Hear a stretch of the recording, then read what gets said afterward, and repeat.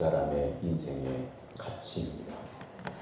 옛날 어느 회사 광고가 한 번의 선택이 10년을 좌우한다 이렇게 광고를 했었는데, 인생의 선택도 그 사람이 선택한 것에 따라서 인생이 아주 많이 달라집니다.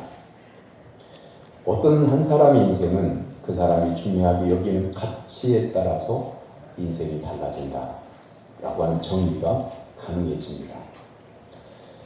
그런데 옳다고 여기고 내가 원했던 그것을 가치로 삼고 일평생 살았는데 그게 마지막에 가서는 그것이 틀렸던 길이다 라고 하면 돌이킬 수가 없습니다. 어느 책에서 읽었는데, 서울에서 살던 어떤 주부가 남편의 사업이 어려워지면서 여의도에 있는 28평짜리 아파트를 팔아야 했습니다. 빚을 갚고 전세를 살게 되었는데 집이 없다는 서러움 때문에, 그래, 인생은 사람은 꼭 집이 있어야 돼. 그래가지고 이 주부의 인생관이 이제 바뀝니다. 집을 사야 돼. 이 주부의 인생의 목표가 집이 된 겁니다. 그래서 남아있는 돈 4억을 2억씩 나눠가지고 주식에 투자를 합니다. 그런데 한쪽 2억이 손해가 나서 7천만 원밖에 남지 않았고, 2억의 한 부자도 마이너스 30%로 떨어지고 말았습니다.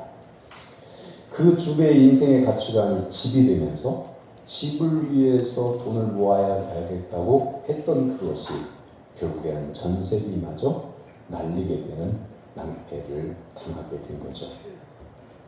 이렇게 인생의 가치관을 잘못 마음속에 중요하게 가지게 되면 인생이 망가지거나 망하거나 낭패를 보는 경우가 있습니다. 사랑 성도 여러분, 여러분의 인생의 가치관은 뭡니까? 인생의 가치관이라는 말이 잘 이해가 안 되거든 이렇게 생각을 해보면 돼요. 내가 지금 제일 중요하게 여기고 사는 게 그게 뭐냐? 내가 가장 마음속에서 간절하게 생각하고 있는 그것이 여러분의 가치관입니다. 무엇을 중요하게 여기며 살고 있느냐를 보면 그 사람의 과거도 알 수 있고요. 그 다음에 지금 어떤 것에 마음을 집중하고 있느냐를 보면 내일도 어느 정도 가늠해 볼 수 있습니다. 오늘 본문에서 예수님은 한 부자의 이야기를 하십니다. 그의 풍년이 들었습니다. 밭에 소출이 풍성했습니다. 그런데 자신의 곳간은 이미 곡식으로 가득 차 있어서 많은 소출을 놓을 곳이 없게 되었습니다. 사랑하는 성도 여러분, 이 부자는 어떤 고민을 하고 있습니까? 보통의 사람은 마음이 넉넉한 부자, 그리고 하나님께 대하여 부유한 사람은 이렇게 창고에 가득 차 있는데 더 많은 소득을 얻게 되면 그걸 적절하게 나누어줄 사람을 주변에서 찾게 됩니다. 그리고 어떤 사람에게 주어야 될지 기도하다가 하나님의 지혜로 정하게 되면 그걸 나누게 되죠. 그러면 절박한 가난함 속에서 눈물을 흘리고 있는 자가 그걸 나누어 받고 감격하고 감사해야 삶의 의지를 불태우게 되죠.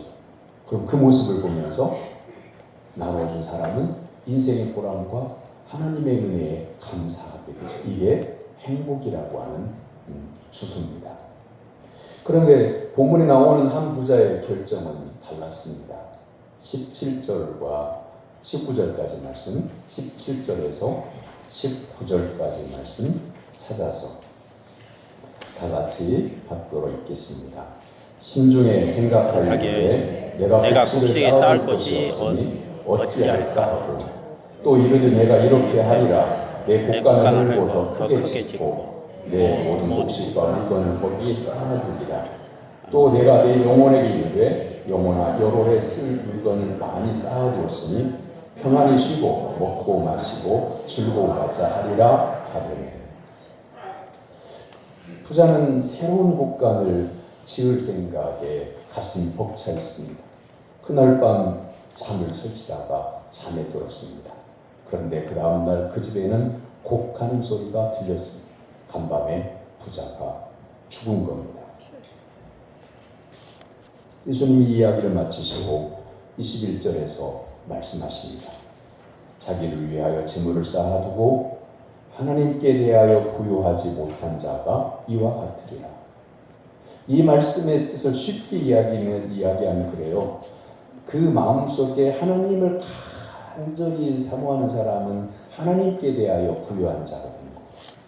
재물에 관심이 마음에 가득한 사람은 재물의 부자는 되지만 하나님께 대해서는 가난하게 되는 거예요. 바로 그런 말씀이에요.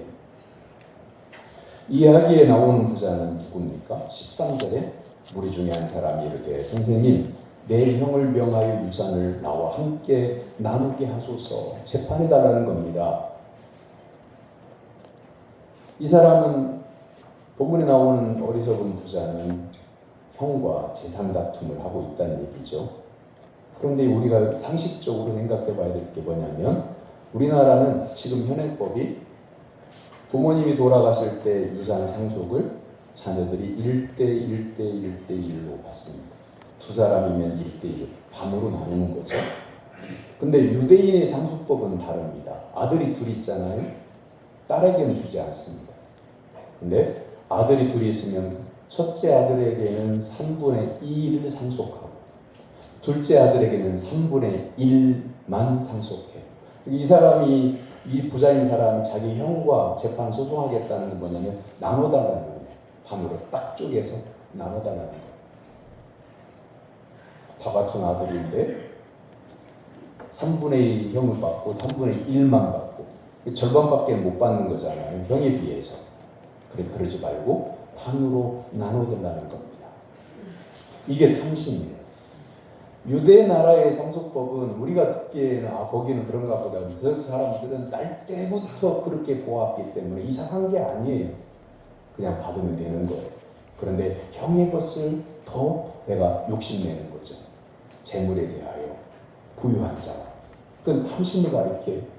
탐심은 무언가를 얻고자 하여 죄악된 행위를 하는 것을 말하는 거예요. 그냥 단순하게 저 갖고 싶다가 아니라 실행에 옮기려고 하는 그런 상태를 말하는 거죠. 이게 이 사람의 가치관은 뭐냐면 돈에 있어요.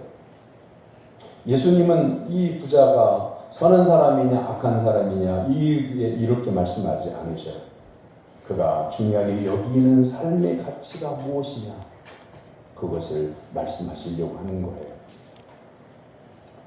자기를 위하여 재물을 쌓아두고 하나님께 대하여 부유하지 못한 자가 이와 같은 자인데 그 인생의 가르침을 이 말씀을 오늘 우리에게 들려주시는 하나님의 목적은 우리의 삶에 이런 어리석은 부자처럼 살고 있는 사람이 없는지에 대해서 우리의 심령 가운데 깊은 울림을 주시는 거예요. 죽음에 이르는 병이 있어요. 예수님은 인생의 가치를 하나님이 아닌 재물을 두는 그 탐심이 죽음에 이르는 병이라고 말씀하고 있어요. 우리가 인생을 살다가 건강하기를 원하지만 뜻하지 않게 원하지 않게 심각한 질병에 걸릴 때가 있어요. 그러나 심각한 질병에 있을지라도 그 마음에 하나님을 사모하는 마음이 가득하면 그 사람은 천국의 부자요 하나님의 부유한 성도로서 하나님께서 주시는 모든 은혜를 그때부터 받을 수 있게 돼요. 치료도 받을 수 있고요. 위로도 받을 수 있고요. 그리고 치료가 되지 않아도 담대한 믿음을 갖게 돼요. 그러므로 사랑하는 성도 여러분, 재물이 아니라 탐심이 아니라 하나님께 대하여 부유한 자가 되기를 주님의 이름으로 축원합니다. 탐심이 인생의 가치가 된 사람은 뭐가 병이냐면 만족이 없어요. 여러분 단순한 얘기 한 가지 해볼까요? 여러분 옷장을 열면, 외출하려고 옷장을 열면 입을 만한 옷이 있어요, 없어요? 네? 옷장 딱 열었는데 입을 만한 옷이 있어요, 없어요? 근데 옷이 걸려 있어요, 안 걸려 있어요? 걸려 있는데 내 마음에 쏙 드는 옷이 없단 말씀이죠. 오늘 친구들 모임에 가려고 옷을 딱 입고 멋지게 가고 싶은데 옷장을 열으니까 걸어져 있는 가득인데 내 마음에 드는 옷이 없다라는 거죠. 그래서 어떤 어머니는 자식들이 전화할 때마다 항상 하시는 레퍼토리가 뭐냐면, 야야 요즘 입을 옷이 없다.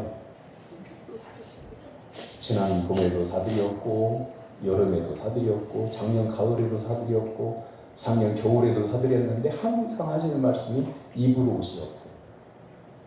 그 뭘 얘기하는 거냐면 내게 있는 것을, 하나님이 내게 지금까지 주신 것을 만족하지 않는다, 그런 얘기예요. 탐심이 왜 위험한지 아세요? 욕심이 잉태하면, 이게 죄를 낳고 죄가 장성하면 사망을 낳게 되기 때문에, 여러분 이 부자가 형과 재산 다툼을 하게 된 것이 처음부터 그런 마음이었을까요? 태어날 때부터 형에게, 내가 부모님 돌아가시면 그가 5살, 7살 때부터 부모님 돌아가시면 형님 목까지 내가 재산을 차지하리라 어렸을 때부터 꿈을 키웠을까요? 아니에요. 어른이 돼서 결혼을 하고 가정을 꾸리고 돈의 맛에 들려서 돈만 바라보다 보니까, 여러분 이스라엘이라고 하는 나라의 구조는요, 날 때부터 하나님을 바라보게끔 돼 있어요. 할아버지와 할머니가 하나님을 경외하고 아버지와 어머니가 주의 말씀을 주야 묵상하고, 그리고 어머니가 말씀을 가르쳐 주세요. 아버지가 성경을 외우도록 해주세요. 그 어렸을 적부터 하나님을 바라보며 살게 돼 있어요. 그런데 그 속에서 탐심이 생겼다는 말은 하나님을 떠났다는 얘기예요. 말씀에서 떠났다는 얘기예요. 오늘 예배를 드리는 우리 교회 성도님들 가운데에 교회를 다니는 성도가 예수님을 안 믿는 성도가 어디 있겠으며, 하나님의 말씀을 읽거나 말씀을 들을 때 이것이 하나님의 말씀이 아니라고 부정하는 성도가 어디 있겠습니까마는, 여러분 마음속에 하나님을 생각하고 말씀을 사모하는 마음이 온전했던 그 은혜가 사그라들고 식어졌다고 합니다. 그 자리에, 빈자리에 남아있는 게 아니에요. 뭔가 그 자리에 반드시 자리를 차지하게 됩니다. 그리고 사단이 우리가 천국 가는 것이 좋지 않게 보이면 우리의 마음속에, 비어진 마음속에 하나님 생각했던 마음이 줄어든 그 마음속에 사단이 멸망의 생각, 죽음의 생각을 내 안에 집어넣을 수 있어요. 그래서 우리가 하나님의 말씀을 늘 기억하고 살아야 되는데, 정신을 차리고 근신하여 깨어있어 기도하라. 내 신앙의 연조 가지고 50년 동안 신앙생활했고 우리 내 위로 춤주고 할아버지 때부터 신앙생활하는 믿음의 가문, 기독교 가문이니 우리는 천국 가는 게 땅은 당상이야, 이렇게 생각하고 있다면 그 생각 버리셔야 돼요. 지금 이 순간에 예수 그리스도를 구주로 믿고 있느냐가 하나님이 나를 바라보신 믿음의 척도예요. 아멘. 지금 예수 그리스도를 나의 구주로 믿고 십자가 보혈의 공로로 구원받은 그 은혜에 감사하고 감격하여 하나님만을 바라볼 때에 그 성도가 천국에 들어가게 됩니다. 아멘. 할렐루야. 아멘. 여러분 인생의 가치는 어디에 있습니까? 예수님이 우리에게 주신 말씀은 옛날 얘기를 하려고 하신 게 아니라 오늘 어리석은 부자 같은 성도가 없느냐라고 물으시기 위해서 이 말씀을 우리에게 주시고 있는 겁니다. 탐심은 범죄예요. 탐심은 무언가를 갖고자, 무언가를 취하고자 계획을 세우는 그 마음 자체인데, 아직 범죄를 실행하지 않았지만 그 탐심을 갖는 것 자체가 범죄예요. 십계명에서 예수님 하나님께서 출애굽기 20장 17절에서 내 이웃의 집을 탐내지 말라, 내 이웃의 아내나 그의 남종이나 그의 여종이나 그의 소나 그의 나귀나 무릇 내 이웃의 소유를 탐내지 말라 말씀하셨는데, 내 집안에 가족이 있어요. 내 집안에 먹을 게 있어요. 내 집안에 소가 있어요. 내 집안에 밭과 논이 있어요. 그리고 일평생 살아갈 수 있는 넉넉한 소유가 있어요. 그런데 자꾸 남의 집을 넘봐요. 남의 떡이 더 커 보여요. 그래서 어떻게 하면 저걸 내 옷으로 만들까 하는 생각을 골몰하게 돼. 이 자체가 문제다. 그 말씀이에요. 자신의 것을 하나님께 주신 것으로 믿고 감사하는 그 마음에 천국이 있고 하나님께 대해서 부유한 거고, 거기에는 문제가 없어요. 선한 양심이 되는 거예요. 성령을 받을 수 있는 마음의 밭이 되는 거예요. 하나님의 말씀에 씨앗이 떨어질 수 있는 옥토가 되는 거예요. 그러므로 사랑하는 성도 여러분, 하나님께서 내게 주신 분복에 감사하며 사는 성도가 되기를 주님의 이름으로 축원합니다. 아멘.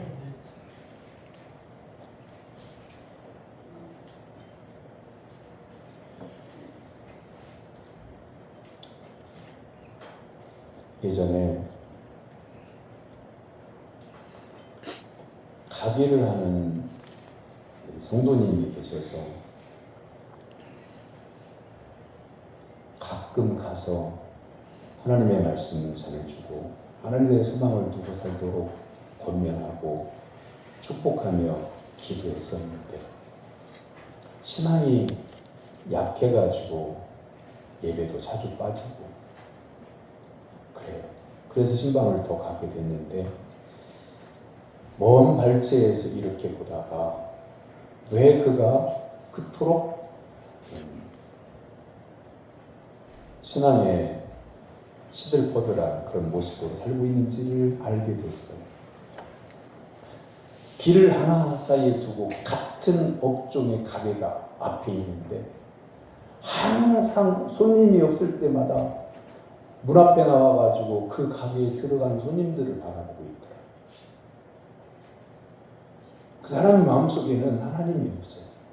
교회 이름을 등록했지만 그 사람이 그 가게에 들어가는 것을 계속 보고 있다는 것은, 저 사람이 우리 집으로 오면 돈인데, 저 사람이 우리 집으로 오면 돈인데 우리 집에는 안 오는구나, 돈이 안 굴러 들어오는 사람을 돈으로 보기 시작한 거잖아요. 이 사람의 가치는 돈에 있어요. 이 사람 인생의 가장 중요한 것은 돈이에요. 돈만 쫓아다니다 보니까 돈이 그 가게로 굴러 들어오지도 않고, 하나님을 바라봐야 하는데 하나님을 안 바라보게 되고 건너편 가게에 들어가는 손님만 바라보고 있다는 거죠. 이게 바로 탐심이 죽음에 이르는 심각한 병이라고 하는 거죠. 인간이 어리석은 게 왜 어리석냐면, 자기가 심령의 병이 드는지도 모르고 계속 그 죽음에 이르는 병을 바라보고 있어요. 성도님들도 자신의 삶에 잘못된 습관이 들어있는 걸 어떤 정도는, 어느 정도는 본인이 알아요.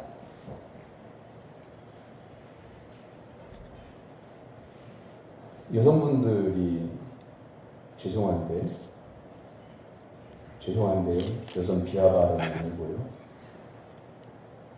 자꾸 몸이 나고 살이 찌고, 그런데 양념치킨이 눈앞에 있으면 그걸 참아내야 되는데, 밥 먹었으니까. 근데 그걸 닭다리 하나 딱 들더니 이거 먹으면 안 되는데 너무 맛있다. 본인이 알아요. 그냥 좀 먹는 얘기를 했지만 다른 분야도 여러 가지 예를 들 수 있어요. 이거 하면 안 되는데 그러면서 그 길로 가요. 여러분, 회개라고 하는 게 뭔지 아시죠? 내가 가는 길이 이게 인생의 길이 잘못됐구나 깨닫고 원점으로 돌아오는, 하나님 앞으로 돌아오는 거, 이게 회개예요. 여러분, 콧물을 흘렸다고 해서 하나님 제가 죄를 지었습니다, 용서해 주세요, 제 마음이 너무 아파서 눈물이 납니다, 눈물로 회개한 그것이 회개가 아니에요. 눈물은 누구라도 흘릴 수 있어요. 가식으로라도 흘릴 수 있어요. 아니 그 순간이 정말 마음이 아파서 자기가 이렇게 죄를 지으며 살다니 한 그 마음의 양심의 가책을 느껴서 가슴을 두드리며 눈물을 한순간 흘릴 수 있어요. 그리고 속이 후련할 정도로 눈물 한바탕 쏟아내놓고 나 회개했다. 그러는데 그게 회개 아니에요. 눈물 한 방울 안 흘려도요. 자신이 가는 길이 잘못됐구나 깨닫고 돌이켜서 하나님 앞에 돌아오면 눈물 한 방울 안 흘려도 그게 회개라니까요. 아멘. 다른 사람에게 회개하는 눈물을 보이려고 하지 마세요. 회개에 합당한 열매가 맺혀지는 것에 내 마음에 관심을 거기에다 둬야 돼요.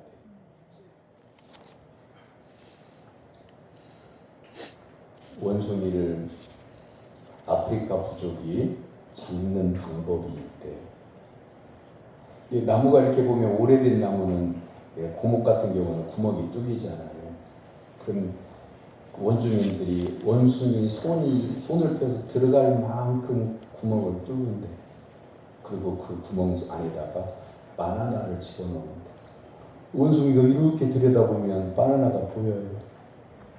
그래서 손을 넣어가지고 바나나를 잡는 순간 숨어 있다가 소리를 확 찌르면 바나나를 잡았던 손을 놓고 도망가면 사람보다 원숭이가 빠르기 때문에 사는데 미련한 원숭이가 자기 손에 잡은 바나나를 놓치고 싶지 않아서 이 바나나를 꽉 쥐고 있다가 주먹이 안 빠져서 잡힌다고 해요. 여러분은 주먹에 쥐고 있는 게 뭐가 있습니까? 여러분 손 안에 들고 있는 게 뭐가 있습니까? 그걸 내려놓지 않으면 하나님의 은혜를 붙잡을 수가 없어요. 시장을 봐갖고 올 때 여러분 그런 경험 많이 하시잖아요. 뒤에다가 가방은 메고 한 손에 들고 이쪽에 들고 하나가 남았어요. 어떻게 해야 돼요? 다시 집 안에 들여놓고 손에 있는 걸 놓고 다시 와서 가지고 가면 되는데 어떻게 손가락에다 끼우면 될 거 아니에요. 비닐봉지 이렇게 끼우고 하다가 문을 열다가 와장창 다 떨어뜨려서 깨질 건 깨지고 망가질 건 망가져 낭패를 본 적이 있잖아요. 손에 잡은 것을 놔야 하나님의 은혜를 붙잡을 수 있어요.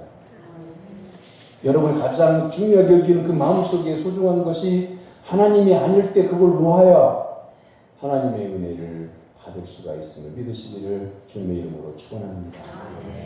여러분의 인생의 가치는 건강합니까? 여러분의 인생의 가치는 믿음의 가치입니까? 아니면 신앙이 옛날에 있었으나 하나님만 의지했던 믿음이 있었으나 지금은 병들지는 않았습니까?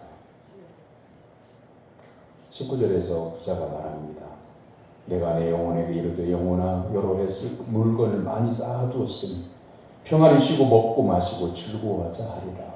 가지고 있는 것을 그걸 가장 크게 여기고 하나님 찾지 않으면서도 이것만 가지고도 인생이 복되다라고 이렇게 자기 자신을 향해서 유유자적하고 있어요. 혹시 여러분 중에 직분을 얻은 것이 신앙의 성공이라고 생각하는 분이 계십니까? 천국은 직분으로 가지 않습니다. 예수 그리스도를 믿음으로 천국에 갑니다. 아멘. 교회 이름으로 가지 않습니다. 믿음 좋은 사람 대신해서 가지 않습니다. 그러므로 여러분이 지금까지 얻고자 했던 취한 것들을 내려놓고 오직 하나님만을 의지하고 하나님만을 믿고 하나님 말씀을 따라 살아가는 성도가 되기를 주님의 이름으로 축원합니다. 아멘. 그렇다고 하면 삶의 참된 가치는 뭘까요? 오늘 본문에 앞서 예수님은 세상의 가치와 권세, 힘을 두려워하지 말라고 말씀하십니다. 오늘 같이 받들어 있지 않았지만 앞에 4절, 5절 보세요. 누가복음 12장 4절과 5절 찾았으면 같이 받들어 있겠습니다. 내가 내 친구 너희에게 말하노니 몸을 죽이고 그 후에는 능히 더 보다는 자들을 두려워하지 말라. 마땅히 두려워할 자는 내가 너희에게 보이니 곧 죽은 후에 또는 지옥에 던져 넣을 권세 있는 그를 두려워하라. 내가 참으로 너희에게 이르노니 그를 두려워하라. 아멘. 이 말씀은 물질이 당장 중요하다고 탐심에 빠져 영원히 죽지 말고 영원한 생명을 줄 수 있는 하나님을 믿으라고 말씀하신 겁니다. 그리고 7절에서는 너희에게는 심지어 머리털까지도 다 세심받으겠나니 두려워하지 말라. 너희는 많은 참새보다 더 귀하니라 라고 말씀하십니다. 하나님께서 우리를 그 무엇보다 소중하게 여기신다는 말씀입니다. 그리고 오늘 본문 바로 뒤에 나오는 22절과 30절의 말씀이 결론의 말씀입니다. 너희 목숨을 위하여 무엇을 먹을까, 몸을 위하여 무엇을 입을까 염려하지 마라. 너희 아버지께서는 이런 것이 너에게 있어야 할 것을 아시느니라. 오늘 예수님은 우리에게 사람의 생명이 그 소유의 넉넉한 데 있지 않다고 15절에서 분명하게 말씀합니다. 우리가 살아가는 일평생 살아가는, 특히 소득이 없는 노후에는 노후의 대책이 뒤어져 있어야 일용할 양식을 우리가 먹고 궁핍하게 살지 않죠. 그래서 물질이 필요하죠. 하지만 예수님 말씀하시는 이것은 재물에 욕심을 내는 걸 말하는 겁니다. 물질에 욕심이 있어서 마음이 어두워지고 그 손에 재물을 주려고 하는 것 때문에 하나님을 바라보지 않는 것을 경계하고 있는 겁니다. 여러분의 인생의 가치는 무엇입니까? 무엇을 가장 중요하게 여기고 있으며 무엇을 하면서 살고 있습니까? 공중전화기 이야기인데요. 지금은 다 핸드폰이 있던 시절이고 옛날에 공중전화기로만 전화했던 시절이 있었어요. 어느 애 엄마가 남편은 직장을 잃고 자신의 부업도 끊겨져서 끼니가 막막한 하루하루를 보내고 있는데 덜컥 아이가 병들었습니다. 하지만 병원에 갈 돈이 없습니다. 어쩔 수 없이 시골에 있는 친정 어머니에게 공중전화기로 전화를 걸었습니다. 엄마, 아이가 아프고 먹을 게 없어. 돈 좀 보내줘. 쌀 좀 보내줘. 이렇게 말하면 간단할 것을 시집 갈 때 잘 살아라 라고 이렇게 축복하시고 있는 것 없는 것 다 털어서 자신에게 주신 그 어머니를 생각할 때 입이 안 떨어져서 애만 말만 빙빙 돌려서 하고 있는데 뒤에서 전화를 기다리고 있는 사람이 공중전화기에 문을 두드려요. 그 재촉하는 줄 알고 빨리 끊고 나도 전화하게 재촉하는 줄 알고 문을 열고는 조금만 기다려주세요. 문을 닫으려고 하니까 문을 제끼고는 전화를 끊고 나 좀 보라는 거예요. 공중전화 가스는 문이 닫혀도 다 소리가 들리잖아요. 밑에부터 위로. 이야기를 다 듣고 있던 아주머니가 이렇게 말하는 거예요. 전화하려고 기다리고 있다가 대충 들었는데 이거 가지고 아이 병원 데리고 가요 하고 돈을 내밀은 거예요. 나도 당신 같은 세대기였을 때 이와 같은 처지에 있을 때 어떤 아주머니가 나에게 똑같이 이렇게 해주시면서 이렇게 말을 했다는 거예요. 똑같은 처지의 사람을 만나거든 돌려주시오. 그 말을 새기고 있다. 그 사람을 발견하고는 똑같이 하고는 종종 걸음으로 사라져간다. 생명부지의 아주머니에게 돈을 받아들고는 필요하니까 받아들기는 했지만 돈 한 번 쳐다보고 그 아주머니 뒷모습을 쳐다보다가 그 자리에 주저앉아 하염없이 눈물을 흘렸다는 이야기예요. 여러분의 삶에는 남에게 나누어 줄 수 있는 넉넉한 마음과 배낭이 있습니까? 배낭 얘기가 갑자기 왜 나올까요? 오늘 말씀 뒤에 나오는 33절, 34절을 찾아보세요.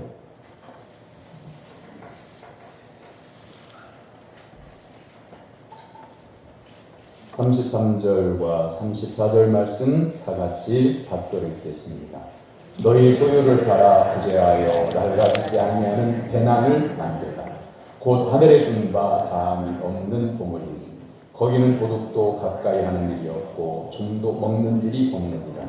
너희 보물 있는 곳에는 너희 마음도 있느니라. 아멘. 사랑하는 성도 여러분, 우리의 생명은 하나님께서 주신 것입니다. 우리 인생도 하나님께서 허락하신 겁니다. 그리고 하나님을 경외하고 하나님의 말씀대로 살다가 우리는 하나님의 나라에 다시 복귀해야 할 천국 시민입니다. 아멘. 근데 천국 시민으로 우리가 하나님 나라에 들어갈 때는 이 땅에서 천국 시민의 여행 연습을 잘 살다 천국문 앞에 가야 주님께서 착하고 충성된 종아 잘했다 칭찬하시고 천국에 들이시고 상급도 주시고 위로도 해주시고 칭찬도 해주신다는 사실이죠. 그러나 이 천국의 여행 연습인 이 땅에서 여러분이 말씀이 아닌 하나님이 아닌 다른 것에 가치관을 두고 그걸 중요하게 여기고 손에 준 것을 말씀을 들을 때 놓지 않으면 언젠가는 우리는 죽게 되는데 언젠가는 하나님의 심판대 앞에 서게 되는데 그때 칭찬 못 받아요. 그때 천국에 못 들어가요. 오늘 이 순간이 중요한 거예요. 어제도 신앙생활 했고 내일 또 신앙생활 할 거지만 이전 것은 지나갔고요. 지금 이 순간의 은혜를 받고 지금 이 순간에 내가 말씀에 순종하고 지금 이 순간에 예수 그리스도를 의지할 때에 내게 소망이 열려져 있는 거예요. 사랑하는 성도 여러분, 하나님을 신뢰하기를 바랍니다. 하나님을 전적으로 붙들기를 바랍니다. 하나님의 말씀에 전적으로 순종하기를 바랍니다. 그리고 더 큰 국간을 갖게 하느라 주님 원하시는 작은 배낭을 메고 믿음의 길을 걸어가는 성도가 되기를 주님의 이름으로 축원합니다. 아멘. 기도하겠습니다. 사랑의 하나님 아버지, 오늘 우리에게 생명이 있음에 감사를 드립니다. 아멘. 가난하게 살았지만 어려운 때 있었지만 지금까지 하나님께서 먹여주심을 감사드립니다. 아멘. 위기의 순간도 있었지만 예수 그리스도를 성령의 감동으로 영접하게 하셔서 구원받은 하나님의 자녀가 되게 하신 이 은혜를 감사를 드립니다. 아멘. 이제부터는 오직 주님만 의지하고 주님의 말씀만을 따르면서 살아가므로 하나님께 부유한 자 되게 하여 주시옵소서. 아멘. 예수님의 이름으로 기도하옵나이다. 아멘.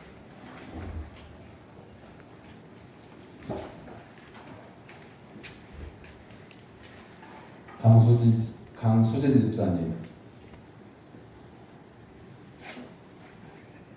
여기 저를 보세요. 강 집사님은 운동 안에 진행하겠습니다. 수료중 신광교회 새가족교육 제1기 오치구 집사님.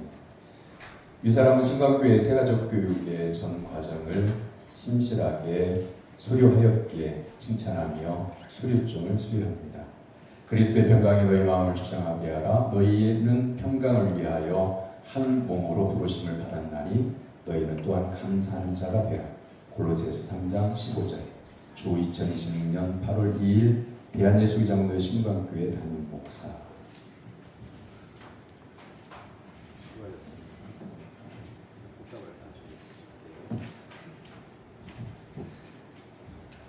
수료증 신광교회 새가족교육 제1기 김기순 집사.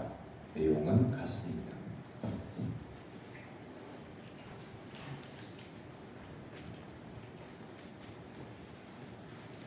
수료증 신광교회 새가족교육 제1기 전혜옥 권사. 내용 같습니다.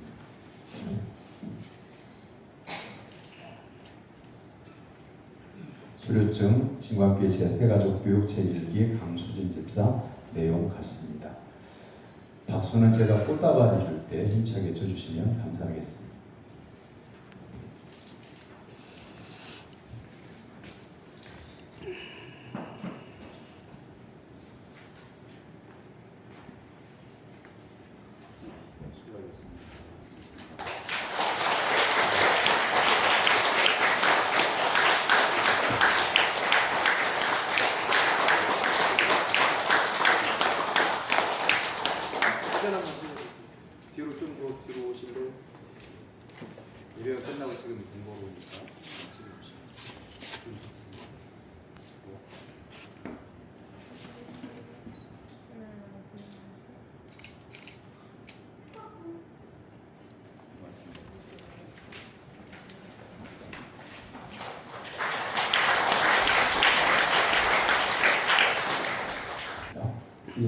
5년 이상 되신 분들도 누구든지 참여할 수 있습니다. 옆에 있는 분 바라보고 인사 나누겠습니다. 하나님만 바라보며 삽시다. 하나님만 바라보며 삽시다. 다 같이 일어나서 55장 찬송하고 여호와는 그의 얼굴을 내게 비추사 은혜 베푸시기를 원하며 여호와는 그 얼굴을 내게로 향하여서 평강 주시기를 원하노라. 아멘. 아멘.